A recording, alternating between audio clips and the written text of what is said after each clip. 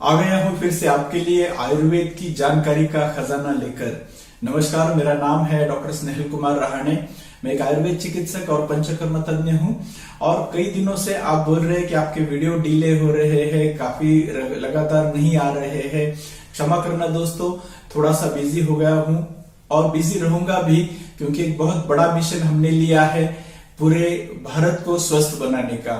जी हाँ, आपको निरोगी भव कहते हुए अब निरोगी भारत की हमने संकल्पना की है और इसमें मैं पूरे इंडिया में, पूरे भारतवर्ष में घूम रहा हूँ। जहां भी लोगों का ग्रुप है वहां पर जाके उन्हें आयुर्वेदिक परामर्श दे रहा हूँ ताकि वो भी निरोगी हो जाए।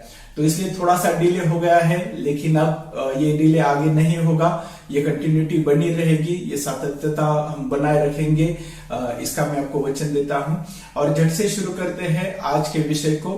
आज जो हमने श्रृंखला शुरू की है, डोंट से वेट।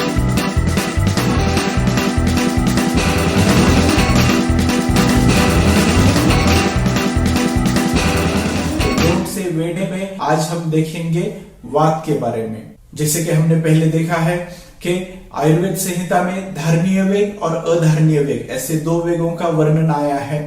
वेग मतलब नेचुरल अर्ज, और धारणीय और अधारणीय ऐसे दो वेगों का आयुर्वेद संहिता में वर्णन आया है। धारणीय वेग यानी ऐसे वेग या नेचुरल अर्जेस जिन्हें हमें रोकना चाहिए, और अधारणीय वेग मतलब वो वेग जिन्हें हमें रोकना नहीं चाहिए।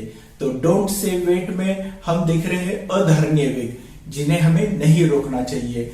कई नेचुरल अर्जेस ऐसे रहती है जिन्हें रोककर हम शरीर में विकार निर्माण करते हैं और हमें मालूम ही नहीं होता है कि हम ये विकार से क्यों ग्रसित हो रहे हैं। तो अधारणीय वेग में आज हम बात करेंगे वात वेग की। वात वेग जिसे हम रोककर शरीर में विकार बनाते हैं, और इतना ही नहीं तो उस पर उपाय भी देखेंगे कि क्या उपाय करके इस वात वेग को जो धारण करके हमने शरीर में विकार निर्माण किए हैं उनसे हम छुटकारा पा सके। वात तो हम सभी जानते हैं, वात वायु, हवा, गैसेस। तो ये जो वात है, अगर इस वात को हम रोकेंगे तो हम शरीर में अलग अलग बीमारियां निर्माण करेंगे। अब ये वात निर्माण कैसे होता है? वात जो रहता है ये शरीर में जब अजीर्ण होता है, पाचन तंत्र जब बिगड़ जाता है तो पेट में वायु भर जाता है, जिसे हम गैसेस कहते हैं। ये गैसेस शरीर में बाहर निकलते हैं शरीर से डकार के माध्यम से। डकार आती है तो हम उसे इस गैस को जो है वो शरीर से रिलीज करते हैं या बाहर निकालते हैं। या इसका दूसरा मार्ग रहता है अधोमार्ग। अधोमार्ग यानी गुदमार्ग से इस वायु को बाहर निकाला जाता है, जिसे फार्टिंग कहते हैं या आम भाषा में जिसे पादना कहते हैं। तो इस वायु को जब हम शरीर से बाहर निकालते हैं तो ये शरीर में जो बंद हुआ है, शरीर में जो ब्लॉकेजेस हुए हैं, जो हवा का जो चलन है वो रुक गया है, उसे नियमित करने में मदद करता है। लेकिन जब किसी कारण से हम इसे रोकते हैं, कई बार हम देखते हैं कि डकार देना या ब्लोटिंग होना, गैसेस पास होना, ये अच्छा नहीं लगता है, अपने आप को अच्छा नहीं लगता है, या सोशली भी इसे अच्छा नहीं माना जाता है। आप अगर कहीं सोशल गैदरिंग में है, लोगों के साथ है और आप डकार देंगे या आप फार्टिंग करेंगे तो लोग आपको गंदी नजर से देखते हैं, बुरी तरह से देखते हैं कि ये कितना नासमझ इंसान है या इसमें कुछ मैनर्स ही नहीं है। ये तो सामाजिक बात हो गई। लेकिन अगर हम हेल्थ की हिसाब से अगर इसे देखते हैं, हेल्थ के एंगल से अगर हम इसे देखते हैं, तो बिल्कुल इसे रोकना नहीं चाहिए। भले आप इसका आवाज ना करें, लेकिन इसे रोकना आपके शरीर में निश्चित तौर पर विकार बढ़ाता है। जब इन वेगों की बात आयुर्वेद संहिता में आई है तो विशेषता वाग्भट जी जो है, महर्षि वाग्भट, इन्होंने इसका डिटेल में वर्णन किया है कि क्या क्या विकार हमें हो सकते हैं अगर हम इस वायु को, विशेषता अधोवायु को, जो गैसेस बनकर पास होने वाला वायु है, अगर हम इसे रोकेंगे तो हमारे शरीर में क्या क्या विकार होने वाले हैं। तो महर्षि वाग्भट ने लिखा है कि अधोवातस्य रोधेन गुल्म उदावर्त रुक्लमा वात मूत्र शकृत संग दृष्टि अग्निमांद्य हृदगदा। इसका मतलब है कि अधोवात, अगर आप अधोवायु जो है, जो नीचे से पास होने वाला वायु है, अगर आप इसे रोकेंगे तो ये शरीर में विकार निर्माण करेगा। कौन से विकार? गुल्म। गुल्म का मतलब है पेट में गोला बन जाना, पेट में गैसेस का गोला बनना या इसमें अलग अलग तरह की गांठें बनना, ये भी इसमें कंसीडर आप कर सकते हैं। या उदावर्त, उदावर्त मतलब पेट का फूल जाना, पेट टाइट हो जाना, ऐसी जो सिचुएशन रहती है इसे उदावर्त कहते हैं। इसमें पेट भारी हो जाता है, फूल जाता है, इसमें जो है वो कठिनता आ जाती है। तो ये उदावर्त की भी समस्या या विकार या स्थिति इस वायु को रोकने से हो सकती है। आगे कहा है रुक क्लमहा। रुक मतलब वेदना, पीड़ा। तो अगर पेट में दर्द होता है तो ये भी इस वायु के वेग को रोकने की अगर आपको आदत बन गई है तो ये पुरानी आदत से भी ये दर्द शरीर में तैयार हो सकता है। कई बार हम देखते हैं कि पेट में दर्द है, पेट में दर्द है, पुरानी समस्या है। अगर इन्वेस्टिगेशंस करते हैं तो सभी रिपोर्ट्स तो नॉर्मल आते हैं, लेकिन पता नहीं चलता कि ये दर्द क्यों है, क्योंकि हर चीज रिपोर्ट्स में ही नहीं आती है। कुछ बातें, कुछ चीजें हमें लक्षणों से और रुग्ण इतिहास यानी आपकी जो हिस्ट्री है उससे भी समझनी पड़ती है।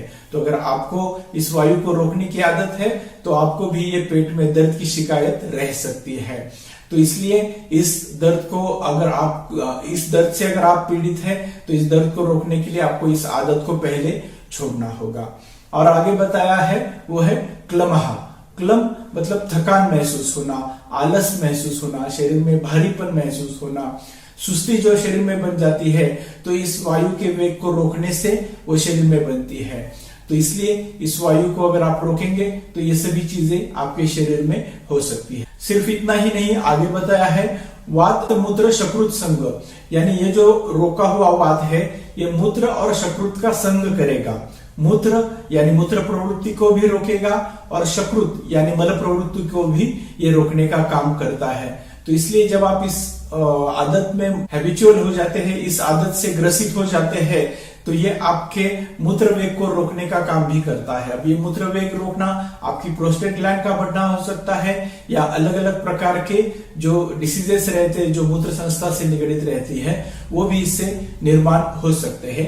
या शकृत संग, शकृत यानी मल का भी संग होना, मल प्रवृत्ति भी रुक जाना, मल प्रवृत्ति साफ नहीं होना। कई बार लोग रहते हैं कि मल प्रवृत्ति जाकर साफ नहीं होती है, जाकर जब आते हैं तो लगता है पूरा पेट साफ नहीं हुआ है। तो ये जो तकलीफ होती है तो इसके पीछे भी कारण रहता है आपकी इस वायु वेग को रोकने की आदत। तो इसलिए इस आदत से दूर रहना ही बहुत जरूरी है। आगे बताया है दृष्टि यानी दृष्टि मांद्य होना। दृष्टि और अग्निमांद्य ये दोनों चीजों की मंदता होना, यानी आपकी जो दृष्टि है, आपकी विजन है, आपकी आई पावर है, ये भी इससे कम हो सकती है। और अग्निमांद्य, अग्निमांद्य मतलब आपकी भूख कम हो सकती है, आपकी पाचन शक्ति कम हो सकती है, आपका मेटाबॉलिज्म लो हो सकता है। मेटाबॉलिक डिसऑर्डर जैसे हम सभी जानते हैं, तो ये होने के लिए भी आपकी आदत कारण बन सकती है। और हृदगदा, हृदगदा मतलब हृदय यानी हृदय से संबंधित विकार, हृदय से संबंधित जो भी अलग अलग विकार है वो भी इस आदत से हो सकते हैं। और ये सब सिर्फ आयुर्वेद शास्त्र का ही मानना नहीं है। एनसीबीआई की जो नेशनल लाइब्रेरी फॉर मेडिसिन है उसने भी यही निष्कर्ष निकाला है। उनके केस स्टडीज के अनुसार, उनके अभ्यास के अनुसार जो कॉन्स्टिपेशन इंड्यूस्ड जो प्रेशर रहता है तो वो भी कार्डियोवैस्कुलर इवेंट्स तैयार करने में बहुत बड़ा रोल निभाता है। उनके केस स्टडी में उन्होंने बताया है कि constipation induced pressure effects as a trigger for cardiovascular events. इसका मतलब है जो कॉन्स्टिपेशन से जो प्रेशर मतलब प्रेशर ऐसे ही नहीं, लेकिन आप इसे समझ सकते हैं कि जो ये रिवर्स प्रेशर आता है हृदय पर या जो रक्त की धमनियों पर, तो ये भी कार्डियोवैस्कुलर इवेंट्स यानी हृदय से संबंधी अलग अलग जो विकार होते हैं उन्हें निर्माण करने में भी एक ट्रिगर का काम करता है, एक संचालन के रूप में वो काम करता है या उसे एक्सेलरेट करने का काम करता है। इसलिए अगर आप भी इस परेशानी में हैं या आप भी इस समस्या से जूझ रहे हैं जो इस कॉन्स्टिपेशन या उससे संबंधी जो वायु वेग को रोकने की आदत से है, तो आपको भी इससे बचकर रहना बहुत ही जरूरी है। अब बात करते हैं इसके उपायों की। अगर आपको भी ये आदत लग गई है इस वायु वेग को रोकने की, तो इसके लिए भी कुछ उपाय आयुर्वेद संहिता में बताए गए हैं। इसके लिए सबसे पहली चीज बताई गई है वो है उदर स्नेहन स्वेदन। उदर यानी आपके पेट का स्नेहन और स्वेदन करना। वात की कोई भी विकृति होती है तो उसके लिए स्नेहन और स्वेदन सबसे श्रेष्ठ क्रियाएं है। तो इसलिए अगर आपको भी इस प्रकार की तकलीफ है तो आप पेट का स्नेहन कर सकते हैं। स्नेहन यानी तेल से लुब्रिकेशन करना। कोई भी तेल, स्पेशली जो थोड़ा सा गर्म तेल है, तिल का तेल है या सरसों का तेल है, इससे या एरंडी का तेल भी आप इसके लिए इस्तेमाल कर सकते हैं। इससे आप पेट को थोड़ा सा स्नेहन कीजिए, 1 चम्मच भर तेल से पेट को मसाज कीजिए और उसके बाद में स्वेदन यानी उसे सेकना। गर्म पानी की थैली से आप सेक सकते हैं या तौलिया गर्म करके उससे भी सेक सकते हैं, लेकिन इसे सेकना जरूरी है, तभी ये आपको वायु निस्सरण के लिए लाभ देगा। दूसरी चीज, वात शामक आहार। ऐसा आहार आपको लेना चाहिए जो इस वायु को निस्सरण कर सके, इस वायु को शरीर से बाहर निकाल सके। तो इसके लिए उष्ण द्रव्य का जो आहार है उनका सेवन करना चाहिए। स्पेशली जो मसाले के पदार्थ रहते हैं, दालचीनी, लौंग, इलायची, ये उष्ण स्वभाव के, उष्ण गुणधर्म के होते हैं, तो उनका अगर आप खान पान में सेवन करेंगे तो ये भी इस वायु वेग को निस्सरण करने में मदद करेगा। फलवर्ती का उपयोग भी इसमें आयुर्वेद संहिता में बताया है कि फलवर्ती यानी आयुर्वेदिक औषधि से बनी हुई वर्ती या सपोजिटरी जिसे कहते हैं, वो भी अगर आप गुदमार्ग से अंदर रखेंगे तो ये भी इस वायु के निष्क्रमण में मदद कर सकती है। लेकिन इसके लिए आपको आयुर्वेदिक सलाह लेनी जरूरी है, किसी डॉक्टर की सलाह से ये करना जरूरी है। आगे है बस्ती चिकित्सा।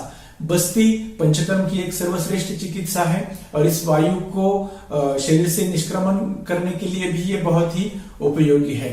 वैसे तो बस्ती सभी विकारों में इस्तेमाल की जाती है, लेकिन जो ये वायु वेग है इसको शरीर से निकालने के लिए भी विशेष रूप से बस्ती का उपयोग किया जा सकता है। और पांचवी जो इसमें जरूरी बात है या पांचवा जो इसके लिए उपाय है वो है कि इसके लिए वात शामक औषधि का सेवन करना। औषधि किसी YouTube चैनल में या किसी गूगल में सर्च करके मत लीजिए, निश्चित तौर पर आयुर्वेद चिकित्सक की देखरेख में लीजिए, क्योंकि अगर आप सही चिकित्सा करेंगे तभी उसका सही परिणाम आपको मिलेगा। आप ट्रायल करेंगे तो एरर्स ही एरर्स होते रहेंगे और इससे दूसरे भी विकार हो सकते हैं। तो इसलिए निश्चित तौर पर अगर आपको आयुर्वेदिक सलाह लेनी है तो आयुर्वेद चिकित्सक से लीजिए, तभी वो आपको इस विकार से छूटने में, बाहर निकलने में मदद कर सकता है। जैसे कि आपको बताया हमारा भी निरोगी भारत मिशन है, तो आप इसमें भी देख सकते हैं। अगर मैं आपके आसपास कहीं आ रहा तो हम भी मिलकर इस पर आपके लिए निश्चित तौर पर अच्छा सॉल्यूशन निकाल सकते हैं और इसका उपचार कर सकते हैं। या हमारे ऑनलाइन जो चिकित्सा है उसका आप लाभ ले सकते हैं। हमारी हेल्पलाइन है 92209000, इस पर आप संपर्क कीजिए और हमसे ऑनलाइन कंसल्टेशन भी कर सकते हैं। लेकिन आयुर्वेद चिकित्सा अगर लेनी है तो आयुर्वेद सिद्धांतों से लेंगे तो ही वो आपके लिए श्रेष्ठ चिकित्सा होगी। हमारा तो काम ही है आयुर्वेद का प्रचार और प्रसार करना। अगर आप भी हमारे चैनल पर पहली बार आया है तो इस बात को और फैलाइए, लोगों को मालूम होने दीजिए कि उनके विकारों का कारण क्या है। सिर्फ इन्वेस्टिगेशंस में विकारों का कारण मत ढूंढिए, खुद में झांकिए। आपका खान पान, आपकी जीवन शैली, इसमें जो बिगाड़ है उन्हें दुरुस्त कीजिए, तभी आप हमेशा के लिए निरोगी रह सकते हैं। तो आपका इस वीडियो देखने के लिए बहुत बहुत शुक्रिया। हमारे साथ हमेशा बने रहिए। इसी तरह आपका प्यार, आपका स्नेह हमारे साथ रखिए ताकि हम और नए नए वीडियोस लेकर आए। फिर से मिलेंगे हमारे अगले वीडियो में। तब तक खुद का ख्याल रखिए। निरोगी भव।